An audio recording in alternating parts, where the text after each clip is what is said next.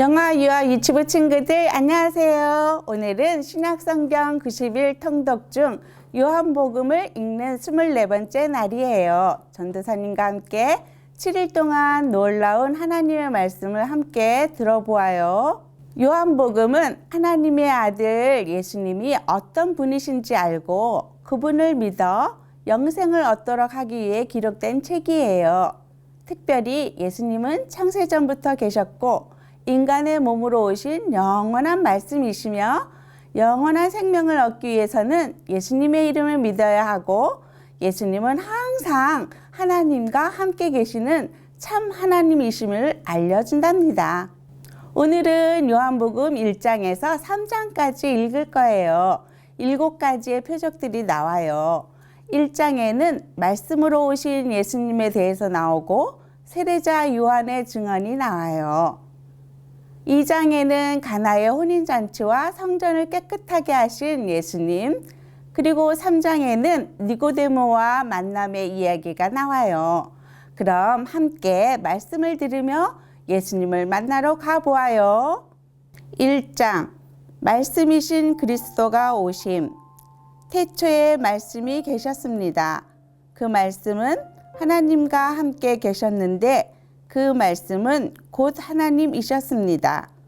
그분은 세상이 창조되기도 전에 하나님과 함께 계셨습니다.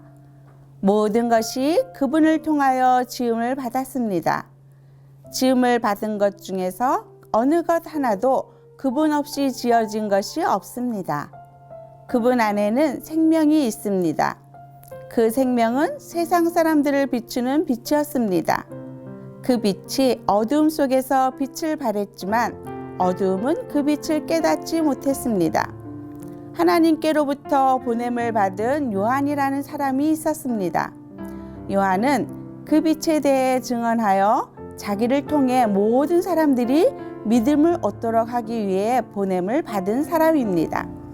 요한 자신은 그 빛이 아니었으나 사람들에게 그 빛에 대하여 증언하기 위해 온 것입니다. 참 빛이 있었습니다. 그 빛은 세상에 와서 모든 사람을 비추었습니다. 참 빛이 되신 말씀이 세상에 계셨습니다. 세상은 그분을 통하여 지음을 받았는데도 그분을 알지 못하였습니다.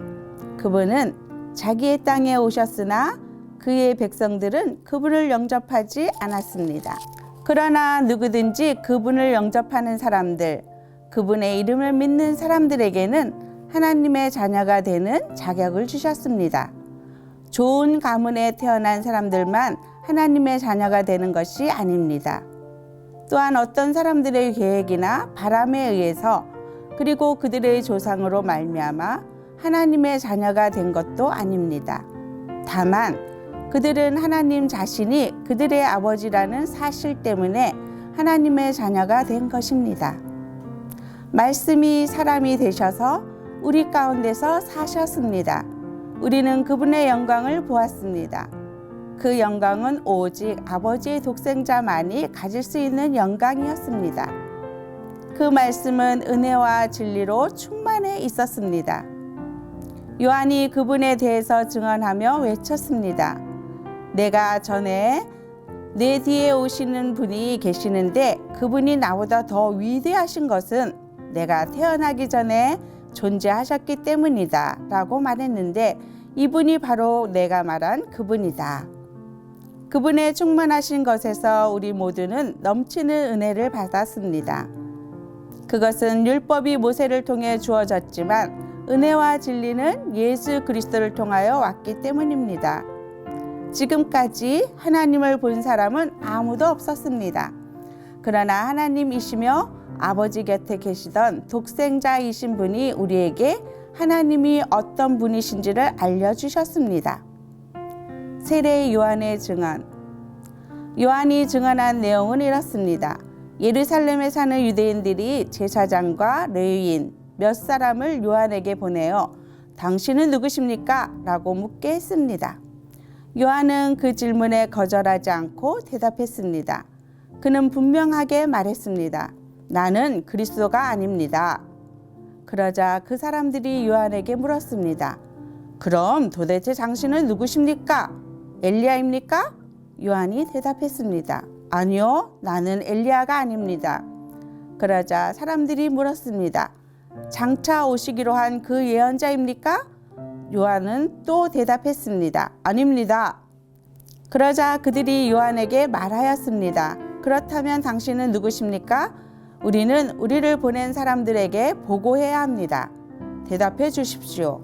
당신은 자신을 무엇이라고 생각하십니까? 요한은 그 사람들에게 이사야 선지자의 말씀을 인용하여 대답했습니다. 나는 광야에서 주님을 위하여 길을 곧게 만들어라 하고 외치는 사람의 소리입니다. 보냄을 받은 유대 사람들 중에는 바리새인이 보낸 사람이 있었습니다. 그 사람들이 요한에게 물었습니다. 당신이 그리스도도 아니고 엘리야도 아니고 예언자도 아니라면 왜 사람들에게 세례를 줍니까? 요한이 대답했습니다. 나는 사람들에게 물로 세례를 줍니다. 그러나 여러분 가운데 여러분이 알지 못하는 한 사람이 서 계십니다. 그분은 내 뒤에 오시는 분이지만 나는 그분의 신발끈을 풀 자격도 없는 사람입니다. 이 모든 것은 요한이 세례를 주던 요단강 동편 베다니에서 일어난 일이었습니다. 하나님의 어린 양.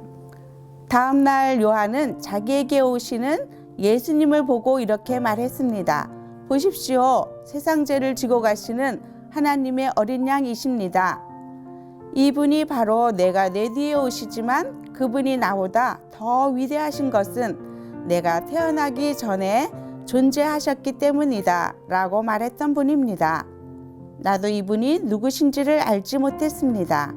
그러나 내가 물로 세례를 주러 온 이유는 이분을 이스라엘 백성들에게 알리기 위해서입니다.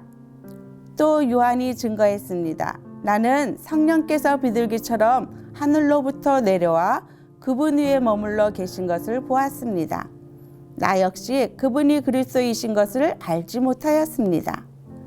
그러나 나를 보내어 물로 세례를 주라고 하신 분이 너는 그 어떤 사람에게 성령이 내려와 그 위에 머무르는 것을 보면 그 사람이 성령으로 세례를 주실 바로 그분인 줄 알아라 하고 말씀하셨습니다. 나는 그분이 하나님의 아들이신 것을 보았고 그분이 바로 하나님의 아들이라고 증언하였습니다. 예수님의 첫 제자들. 그 다음 날 요한은 제자 두 사람과 함께 다시 그 자리에 서 있었습니다. 그는 예수님께서 지나가시는 것을 보고 말했습니다. 보아라, 하나님의 어린 양이시다. 제자 두 사람은 요한이 이렇게 말하는 것을 듣고 예수님을 따라갔습니다.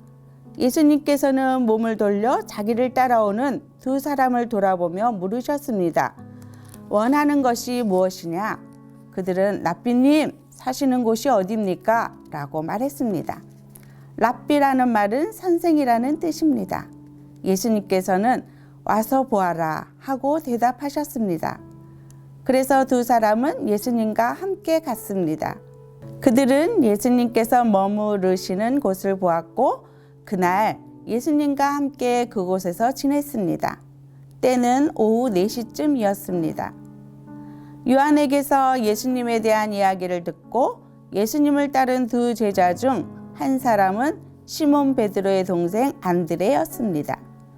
안드레가 첫 번째 한 일은 그의 형 시몬을 찾은 일이었습니다. 그는 시몬에게 우리가 메시아를 찾았어 라고 말했습니다. 메시아란 그리스도를 가리키는 말입니다. 그리고 나서 안드레는 시몬을 예수님께 데려왔습니다. 예수님께서는 시몬을 보시고 네가 요한의 아들 시몬이구나. 이제 너를 게바라고 부르겠다 라고 말씀하셨습니다. 게바란 베드로란 뜻입니다. 빌립과 나다나엘을 부르심. 다음 날 예수님께서는 갈릴리로 가기를 원하셨습니다. 예수님께서는 빌립을 만나시자 그에게 나를 따라오너라 하고 말씀하셨습니다. 빌립은 안드레와 베드로와 같은 동네인 벳세다 사람이었습니다. 빌립은 나다나엘을 만나고는 그에게 이렇게 말했습니다. 모세가 율법책에 썼고 예언자들도 기록한 그분을 우리가 찾았다. 나사렛 사람 요셉의 아들 예수님이 바로 그분이시다. 그러나 나다나엘은 빌립에게 나사렛에서 뭐 좋은 것이 나올 수 있겠는가? 라고 말했습니다. 빌립은 와서 보아라 하고 대답했습니다. 예수님께서는 나다나엘이 자기에게 오는 것을 보시고 여기 참 이스라엘 사람이 있다. 이 사람에게는 거짓된 것이 하나도 없다. 라고 말씀하셨습니다. 나다나엘은 예수님께 저를 어떻게 아십니까? 하고 물었습니다. 예수님께서 대답하셨습니다. 빌립이 너를 부르기 전 네가 무화과 나무 아래에 있는 것을 내가 보았다. 나다나엘은 예수님께 선생님, 당신은 하나님의 아들이시며 이스라엘의 왕이십니다. 라고 대답했습니다. 예수님께서는 나다나엘에게 네가 무화과 나무 아래에 있는 것을 내가 보았다고 말해서 나를 믿느냐? 그러나 너는 그것보다 더 큰 일을 보게 될 것이다. 라고 대답하셨습니다. 그리고 그들에게 내가 너희에게 진리를 말한다. 너희는 하늘이 열리고 하나님의 천사들이 인자 위에서 오르락 내리락 하는 것을 보게 될 것이다. 라고 말씀하셨습니다. 2장 가나에서 열린 결혼식.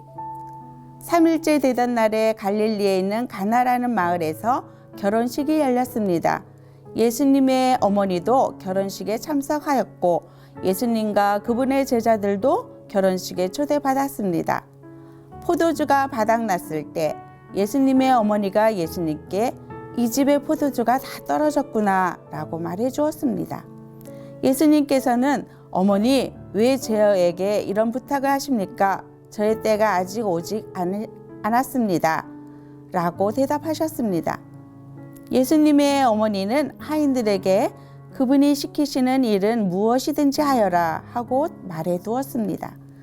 그 집에는 돌로 만든 물 항아리가 6개 있었습니다.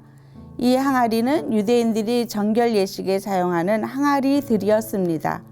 그것은 각각 물 2-3동이를 담을 수 있는 항아리였습니다. 예수님께서 하인들에게 항아리에 물을 채워라 하고 말씀하셨습니다. 하인들은 항아리에 물을 가득 채웠습니다. 그러자 예수님께서는 그들에게 자, 이제 그것을 퍼다가 잔치를 주관하는 사람에게 갖다 주어라 하고 말씀하셨습니다. 하인들은 물을 떠서 잔치를 주관하는 사람에게 갖다 주었습니다. 하인이 떠다 준 물을 잔치를 주관하는 사람이 맛보았을 때 그 물은 포도주가 되어 있었습니다. 그는 그 포도주가 어디서 난 것인지 알지 못하였지만 물을 가져온 하인들은 알고 있었습니다. 잔치를 주관하는 사람은 신랑을 불렀습니다. 그리고 그에게 사람들은 항상 처음에 좋은 포도주를 내놓고 손님들이 취한 다음에는 값싼 포도주를 내놓는 법인데 당신은 지금까지 가장 좋은 포도주를 보관하고 계셨군요 하고 말하였습니다. 예수님께서는 이 첫 번째 표적을 갈릴리 가나에서 행하셨으며 거기서 그의 영광을 보여주셨습니다. 그러자 그의 제자들이 그를 믿게 되었습니다. 이 일이 있은 후 예수님께서는 그의 어머니와 형제들과 제자들과 함께 가버나움이라는 마을로 가서 며칠 동안 머무르셨습니다. 성전을 깨끗게 하심. 유대의 명절인 유월절이 가까워 오자 예수님께서는 예루살렘으로 올라가셨습니다. 예수님께서는 성전뜰 안에서 소와 양과 비둘기를 팔고 있는 사람들과 또 상에 앉아서 돈을 바꿔주는 사람들을 보셨습니다.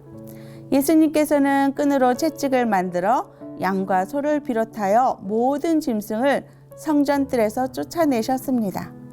예수님께서는 돈 바꾸는 사람들의 상을 뒤엎으시고 그 사람들의 돈을 흐트리셨습니다. 그리고 비둘기를 파는 사람들에게 명령하셨습니다. 이것들을 여기서 치워라. 내 아버지의 집을 시장터로 만들지 마라. 이때 제자들은 성경에 주님의 집에 대한 나의 열심이 불처럼 나를 삼켜버렸다 라고 기록된 것을 생각하였습니다. 유대인들은 예수님께 당신은 당신에게 이런 일들을 행할 권리가 있다는 것을 증명할 무슨 표적을 행할 수 있습니까? 하고 물었습니다. 예수님께서는 이 성전을 허물어라. 그러면 내가 3일 만에 이것을 다시 세우겠다라고 대답하셨습니다. 그러자 유대인들은 이 성전을 건축하는데 46년이 걸렸는데 당신이 3일 만에 다시 세우겠다는 겁니까? 라고 반문했습니다. 그러나 예수님께서 말씀하신 성전은 그분 자신의 몸을 가리키는 것이었습니다. 예수님께서 죽은 자들 가운데서 부활하신 후에 그분의 제자들은 예수님께서 이렇게 말씀하신 것을 기억하였고 그들은 성경과 예수님께서 하신 말씀을 믿었습니다. 예수님께서는 사람의 마음을 아심. 예수님께서 예루살렘에 계시는 유월절 기간 동안 많은 사람들이 그분이 행하시는 표적을 보고 예수님을 믿었습니다. 그러나 예수님께서는 모든 사람을 알고 계셨기 때문에 자기 자신을 그 사람들에게 맡기지 않으셨습니다. 예수님께서는 사람들의 마음속에 무엇이 들어있는지 알고 계셨기 때문에 사람에 대해서 어느 누구의 증언이 필요가 없었습니다. 3장 예수님과 니고데모. 바리새인들 중에 니고데모라 하는 사람이 있었습니다. 그는 유대 공의회 의원 중 한 사람이었습니다. 어느 날 밤 니고데모가 예수님을 찾아왔습니다. 그는 선생님, 우리는 당신이 하나님께로부터 오신 선생님이라는 것을 압니다. 하나님께서 함께 하시지 않는다면 아무도 선생님께서 하셨던 일들을 행할 수 없습니다. 라고 말했습니다. 예수님께서 대답하셨습니다. 내가 너에게 진리를 말한다. 누구든지 다시 태어나지 않으면 하나님의 나라를 볼 수 없다. 니고데모가 예수님께 물었습니다. 사람이 이미 나이가 많아 어른이 되었는데 어떻게 다시 태어날 수 있겠습니까? 어머니의 태 안에 다시 들어가 2번씩이나 태어날 수 있겠습니까? 예수님께서는 이렇게 대답하셨습니다. 내가 너에게 진리를 말한다. 누구든지 물과 성령으로 태어나지 않는다면 그 사람은 하나님 나라에 들어갈 수 없다. 사람이 육체적으로는 그의 부모로부터 태어나지만 영적으로는 성령으로부터 태어난다. 내가 너에게 다시 태어나야 한다라고 말한 것에 너무 놀라지 마라. 바람은 제 마음대로 부는 법이다. 너는 바람 부는 소리는 듣지만 그 바람이 어디서부터 와서 어디로 가는지는 알지 못한다. 성령으로 다시 태어나는 모든 사람도 이와 같다. 니고데모는 이런 일이 어떻게 가능할 수 있습니까? 라고 물었습니다. 예수님께서 대답하셨습니다. 너는 이스라엘의 선생인데도 이 일들을 이해하지 못하느냐? 내가 너에게 진리를 말한다. 우리는 우리가 아는 것을 말하고 우리가 본 것을 증언한다. 그러나 너희는 우리가 증언한 것을 받아들이지 않고 있다. 내가 너희에게 이 세상의 일들에 대해 말했는데도 너희는 나를 믿지 않는데 내가 너희에게 하늘의 일들을 말한다면 너희가 어떻게 믿겠느냐? 하늘에서 내려온 사람 곧 인자 외에는 하늘에 올라간 사람이 아무도 없다. 모세가 광야에서 뱀을 높이 들었던 것처럼 인자도 들려야 한다. 그것은 그를 믿는 사람들에게 영생을 얻게 하기 위해서이다. 이와 같이 하나님께서는 세상을 사랑하여 독생자를 주셨다. 이는 누구든지 그의 아들을 믿는 사람은 멸망하지 않고 영생을 얻게 하려 하심이다. 하나님께서는 세상을 심판하시기 위해 그의 아들을 세상에 보내신 것이 아니라 자기 아들을 통하여 세상을 구원하시기 위해 아들을 보내신 것이다. 하나님의 아들을 믿는 사람은 유죄 판결을 받지 않는다. 그러나 그를 믿지 않는 사람은 이미 유죄 판결을 받은 것이다. 그것은 사람이 하나님의 독생자의 이름을 믿지 않았기 때문이다. 판결 내용은 이렇다. 빛이 세상에 와 있지만 사람들은 빛보다는 어두움을 더 좋아하였다는 것이다. 그들이 어두움을 더 좋아하는 것은 그들의 행위가 악하기 때문이다. 악을 행하는 사람마다 빛을 미워하며 또한 빛으로 말미암아 자기의 행위가 폭로되는 것이 두려워 빛을 향해 나오지 않는다. 그러나 진리를 행하는 사람은 그가 행한 모든 일들이 하나님을 통하여 행한 것이라는 사실을 나타나기 위해 빛을 향해 나온다. 예수님과 세례자 요한. 이 일이 있은 후 예수님과 그의 제자들은 유대 지방으로 갔습니다. 예수님께서는 거기서 그의 제자들과 함께 머무르시면서 사람들에게 세례를 주셨습니다. 세례자 요한도 살렘 근처에 있는 에논에서 세례를 주었습니다. 이는 그곳에 물이 많고 사람들도 계속해서 자기에게 나와왔기 때문입니다. 이때는 요한이 아직 감옥에 갇히기 전이었습니다. 요한의 제자들 중 몇 사람과 유대인 사이에 정결 예법에 대한 논쟁이 벌어졌습니다. 그래서 그들은 요한에게 와서 선생님, 요단강 동편에서 선생님과 함께 계시던 분, 즉 선생님께서 이전에 증언하셨던 그분이 지금 세례를 주고 계시며 모든 사람들이 그분에게로 가고 있습니다. 라고 말했습니다. 요한이 대답했습니다. 하늘에 하나님께서 주지 않으시면 사람은 아무것도 받을 수 없다. 너희들은 내가 나는 그리스도가 아니며 그분보다 앞서 보냄을 받은 사람이다. 라고 말한 것을 들은 증인들이다. 신부의 주인은 신랑이다. 신랑을 기다리며 그가 오는 소리에 귀를 기울이는 신랑의 친구는 신랑의 소리를 듣고 대단히 기뻐한다. 나의 기쁨도 이와 똑같은 것이다. 나의 기쁨이 이제 이루어졌다. 그분은 점점 더 위대해질 것이고 나는 점점 더 사람들의 관심에서 멀어지게 될 것이다. 하늘에서 오신 분. 위로부터 오신 분은 모든 것 위에 계신 분이다. 땅으로부터 온 사람은 땅에 속하여 땅의 일을 말한다. 그러나 하늘로부터 오신 분은 모든 것 위에 계신 분이다. 그분은 그가 보고 들었던 것을 증언하신다. 그러나 아무도 그분의 증언을 받아들이지 않는다. 그분의 증거를 받아들이는 사람은 하나님이 참되신 분이라는 사실을 인정한다. 하나님께서 보내신 그분은 하나님의 말씀을 전하신다. 하나님께서는 그분에게 성령을 한없이 주셨다. 아버지는 아들을 사랑하셔서 모든 것을 그의 손에 맡기셨다. 아들을 믿는 사람은 영생이 있지만 아들을 거역하는 사람은 생명을 보지 못하고 도리어 그에게 하나님의 진노가 있을 것이다. 친구들, 부모님과 함께 말씀을 잘 들었나요? 유아 유치부 친구들은 소리내어 따라 읽으면 더욱 좋아요. 오늘 함께 들은 말씀을 기억하며 나를 구원하러 이 땅에 오신 예수님을 나의 주, 나의 왕으로 모시고 살아가는 우리 친구들 되길 축복해요.